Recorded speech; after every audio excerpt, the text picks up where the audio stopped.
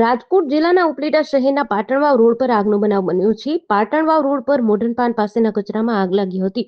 આ અંગેની જાણ થતાં સ્થાનિક આગેવાન, નગરપાલિકા સુધરાઈ સભ્યો ઇમરાન ઇકબાલ મિયા પીરજાદા અને માજી સુધરાઈ સભ્ય રજાક હિંગોરા ઘટના સ્થળે દોડી આવી તંત્રને જાણ કરતા ઉપલેટા નગરપાલિકાની ફાયરની ટીમ દોડી આવી અને પાણીનો મારો ચલાવી આગ પર કાબુ મેળવ્યો હતો.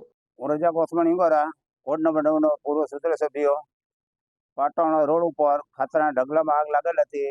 તેની માલિકો અમે ફોન કરેલ ચીફ ઓફિસરને, તાત્કાલિક ઘટના સ્થળ ઉપર ફાયર બ્રિગેડ મોકલેલ અને તાત્કાલિક હંધુ ઠારેલું છે. કોઈ જાતની કાંઈ આનાકાની બનેલ છે નહીં.